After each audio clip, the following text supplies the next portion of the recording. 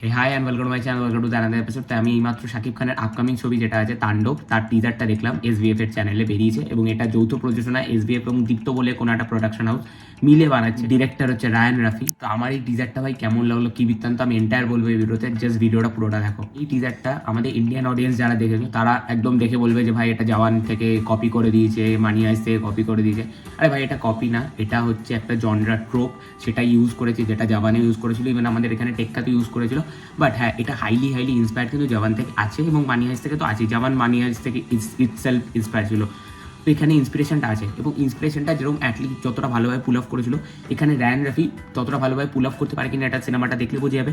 তার আগে আমাদেরকে বিচার করাটা ঠিক দেখায় না। তো আমাদের কোনটা নিয়ে বিচার করতে হবে, যেটা আমরা দেখতে পাচ্ছি এই টিজারটা আউট অ্যান্ড আউট ফ্যান্টাবুলাস হয়েছে। সিরিয়াসলি বলছি, কালার গ্রেডিংটা আমার সব থেকে ভালো লেগেছে এই টিজারের, এবং যেভাবে শাকিব খানকে প্রেজেন্ট করা হয়েছে টিজারটাতে খুব ভালো লাগছে। রায়ান রাফির আগের ছবি তুফান বা শাকিব খানের আগের যে ছবিটা বরবাদ, সেখানে শাকিব খানকে খুব লাউড মানে অ্যাগ্রেসিভ এই টোনে প্রেজেন্ট করেছিল। তো এখানে শাকিব খানকে সেই টোনটাই প্রেজেন্ট করলে জিনিসটা তিনটে সিনেমা একদম সিমিলার টোনে হয়ে যেত। তো এখানে কি করেছে রায়ান রাফি, অ্যাড করে দিয়েছে ওর মধ্যে ম্যাডনেস আছে, বাট সেটা কমেডি টাইপের ম্যাডনেস। সেখানে ও লাউডভাবে চিৎকার করছে না, ওখানে ও নিজের অঙ্গি ভঙ্গিমা দেখিয়ে ওই জিনিসটাকে, ওই ভয়টাকে ক্রিয়েট করছে। এবং শর্টের মধ্যে দুটো শট আছে এরকম, শাকিব খান এরকম মাস্ক পরে থাকে এবং এরকম একটা দুহাত তুলে এরকম নাচে, এবং সেই শটটাই আবার শেষে ইউজ করা হয়েছে, মাস্কটা খুলে আবার ওরকম করে নাচছে। তো ওই অ্যাপিয়ারেন্সটা ওটাই হচ্ছে যারা ওখানে বসে রয়েছে তাদেরকে ভয় দেখানোর জন্য কাফি। এবং আমি যখন নিজে দেখছিলাম তো আমার ওই জায়গাটা খুব ক্রিপি টাইপের একটা ভাইবস দিচ্ছিল। প্রোডাকশন ভ্যালু খুব সুন্দর আছে এই ছবিতে, আমার এটা একদম 100% গ্যারান্টি। এসবিএফ যেই ছবির সাথে জড়িত থাকে তার প্রোডাকশন ভ্যালু সবসময় টপনচ থাকে।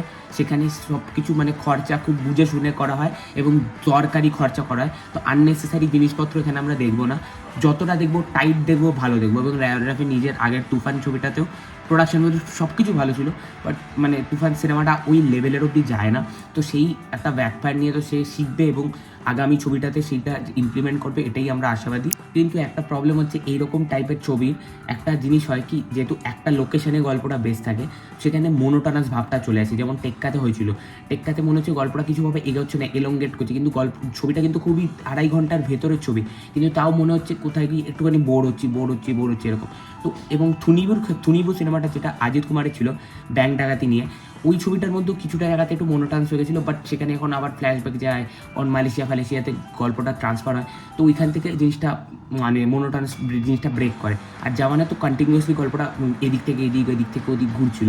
তো এখানে ওইটাই হবে মেইন চ্যালেঞ্জ, যে কী করে একঘেয়েমি জিনিসটাকে না ক্রিয়েট করে ওই একটা লোকেশানে যেহেতু বেশ, সেখানে কতটা হবে ইন্টারেস্টিং করে সেই জিনিসগুলোকে প্রেজেন্ট করতে পারে। অল মাই ওভারঅল রিয়াকশন, আমার তো খুব ভালো লেগেছে টিজারটা। তোমাদের কি মতামত ডেফিনেটলি কমেন্টে জানাও, এবং ভিডিওটা ভালো লাগে লাইক শেয়ার সাবস্ক্রাইব বাটনটা প্রেস করে ক্লিক করে দাও। টাটা।